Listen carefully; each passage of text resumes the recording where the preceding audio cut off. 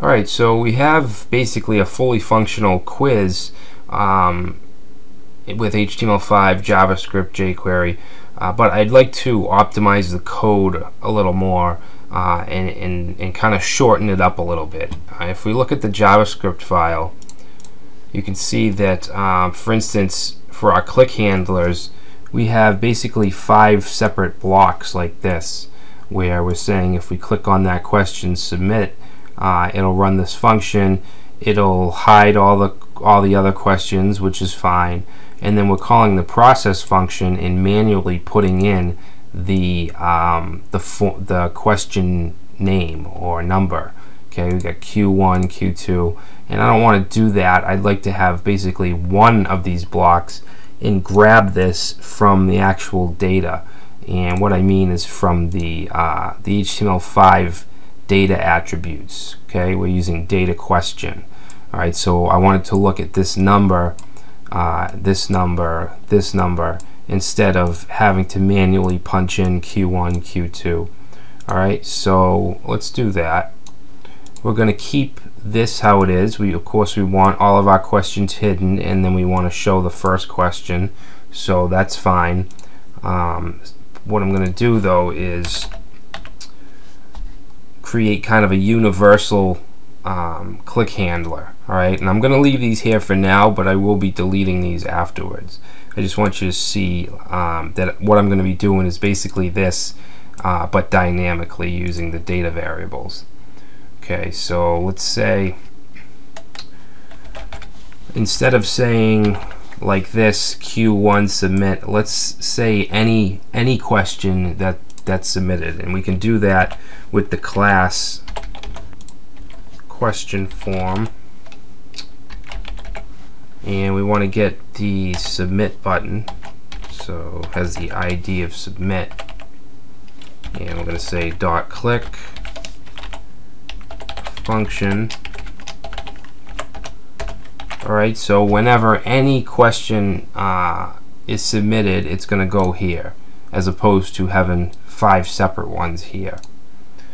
Alright, so the first thing we want to do is we need to figure out what question it is without having to manually type it in like this. So we can do that with the data attribute. Okay, so let's say get data attribute, and we're going to have 2 of them. We want the current question that we're on, and we also want the next question. Okay, so let's create a variable called current, and we're going to set it using this. Alright, so this is jQuery, and basically this pertains to whatever element is being clicked. Okay, so we're going to say this dot parents.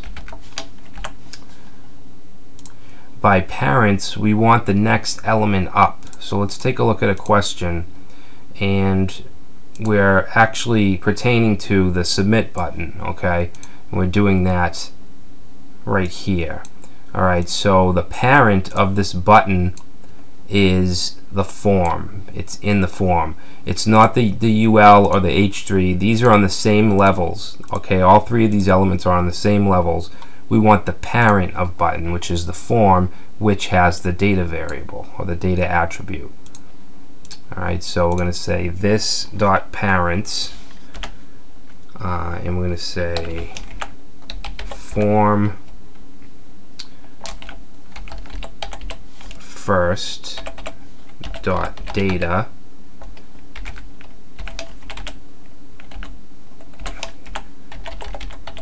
question. Alright, so that's going to get whatever we have for the data question, and this is a jQuery method data, which is used to get any kind of data attribute like this. Alright, you can see the parameter is whatever we have right here. Alright, so we also want to get the next question as well.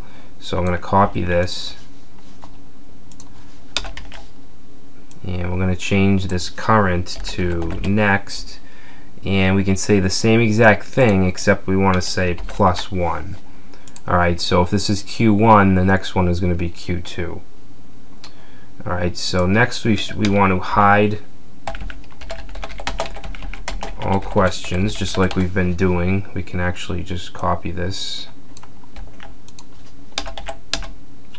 And what we want to do is show or fade in the next question.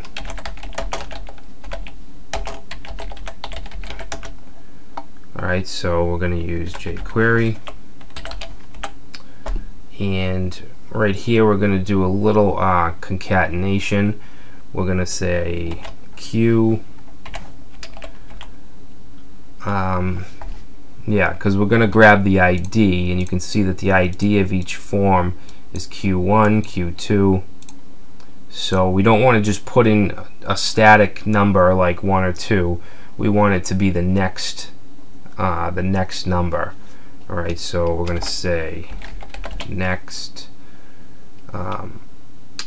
Yeah, so that should concatenate that in there. So this will basically be, if we're on question 1, this would be Q2, because that's going to be the next one, and that's what we want to bring in. All right, so we're going to say fade in 300. And then finally we want to process the question, so we're still going to call the process function just like we did, except we're not going to put a static number in here. We're going to use the current. Okay, so we want that we want to place it in as a string, so that's why we're doing this these quotes. We want Q1, Q2, whatever it is, to be in quotes. Okay, and then we're just going to return false.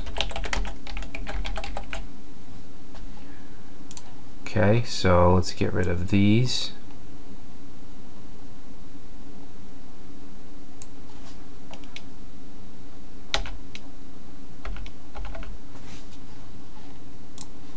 Alright, so let's just save this and see what happens. Okay, so what it's doing is showing all the questions. So it looks like we have an issue.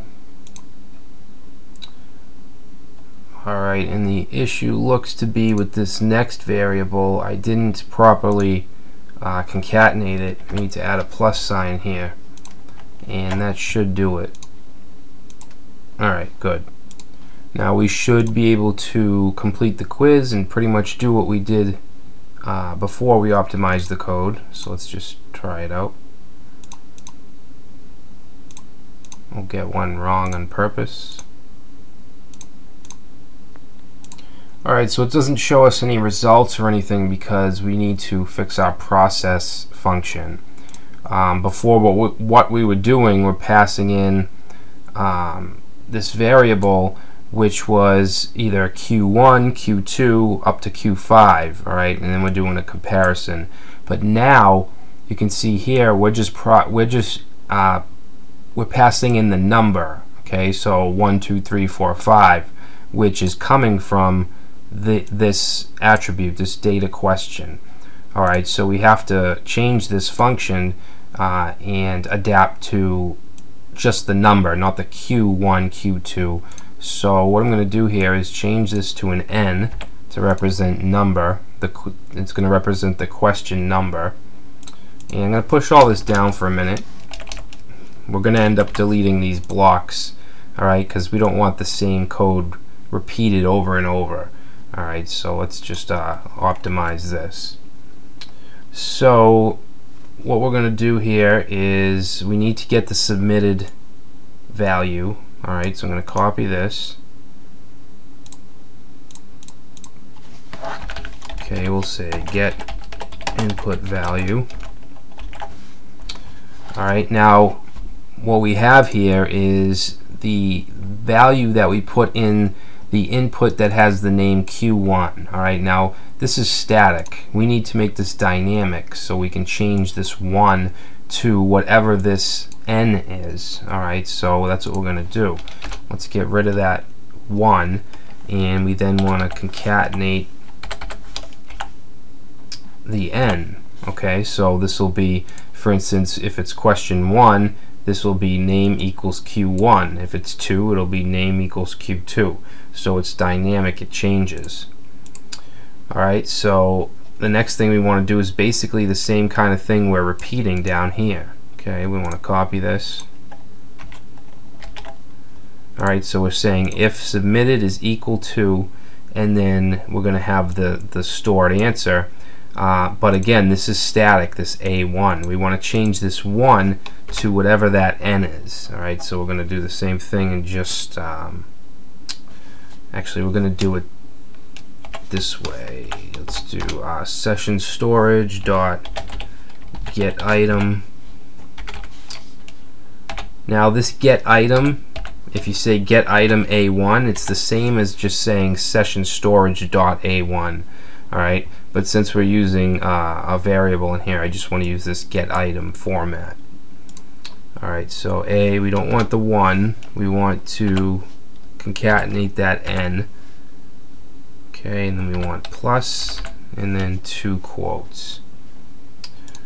Okay, and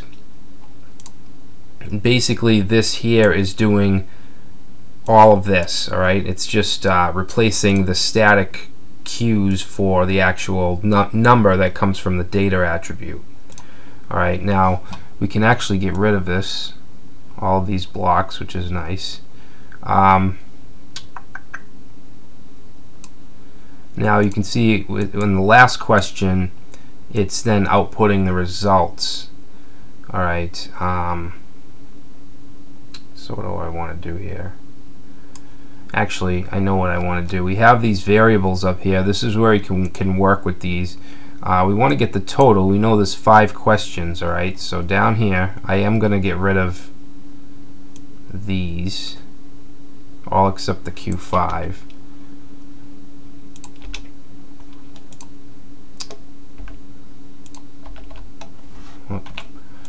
Alright, so I don't want to say if Q equals Q5. I want to say if N, let me see, I want to say if N is equal to total.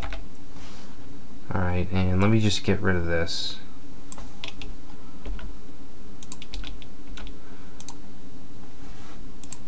Alright, if N is equal to total, so what we're saying here is if N is equal to 5. Alright, because 5 is the last number. Oh, let me change this comment right here. This should be all. Alright, so we're saying if N is 5, which is the last one, then we want to output our results. So let's actually give this a shot. We'll save it.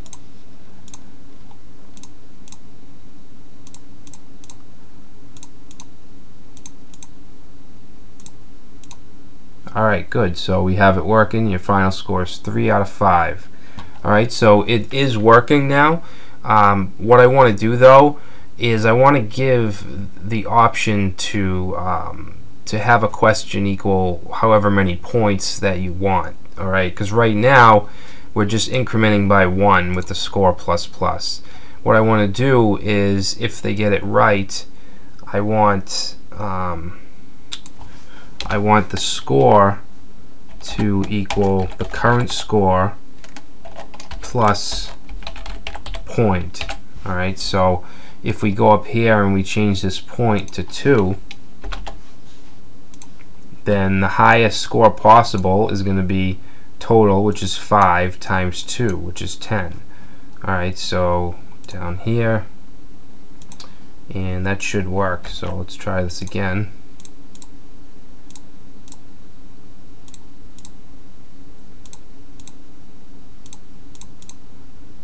Get some wrong here. Alright, so your final score is 6 out of 5. That doesn't make sense. I have to go down here and change. It says score out of 5. We want to change this to that highest variable. Alright, so we just want to concatenate that. Alright, so that should work.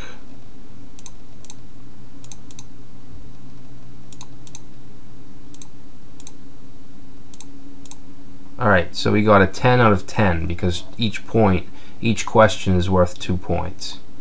Alright, so you can easily customize those things up here. So it's working perfectly.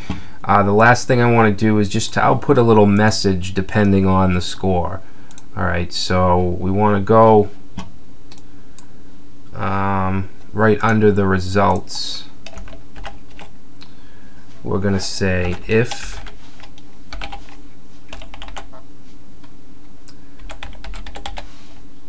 score is equal to 5. Actually, you know what? We can't do that because we made it so that they can create their own point system. So let's say if score is equal to highest, then what we'll do is we'll just append onto the results ID using jQuery. We're going to do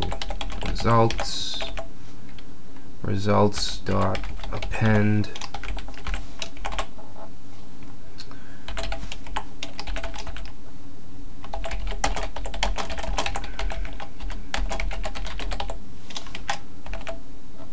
Alright. So basically, if they get it all right, it's going to say you are an HTML5 master. Let's put that to the test.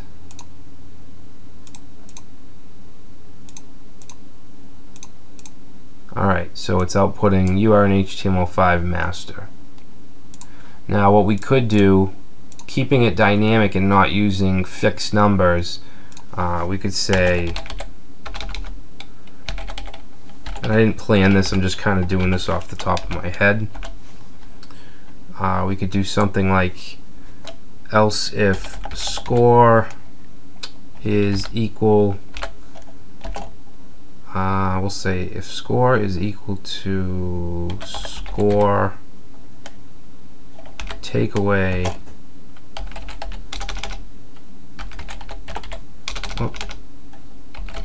point. Alright, so basically if they get one wrong, right, we'll say if they get one or two wrong. So we'll say if score is equal to score take away point, or score is equal to score take away point take away point. And I know this is a little redundant, I'm just kind of winging it. We'll just say good job. Alright, let's see if that works. Whoops, we have an issue here. Unexpected token 48. Alright, so he said else if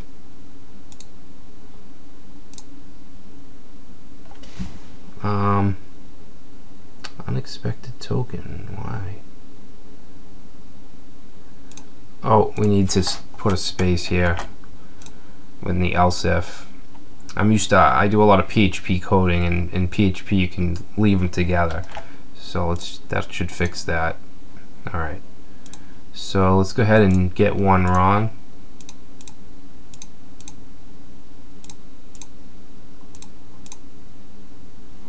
Alright, so we don't get the good job.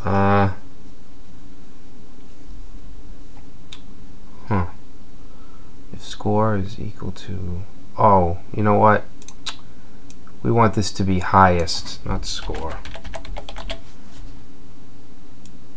Score is equal to highest takeaway point, or it's equal to highest takeaway point. Alright, let's try that.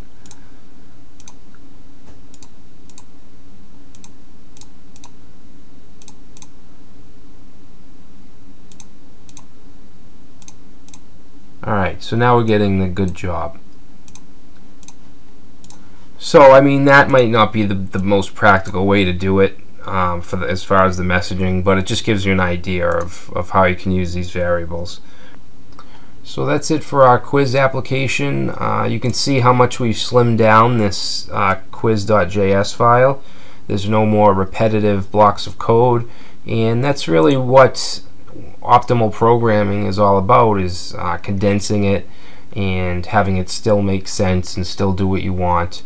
I know this is an HTML5 series, but if you want to use HTML5 features, it's inevitable. You're going to have to use some JavaScript, and you're going to have to learn JavaScript and possibly jQuery as well.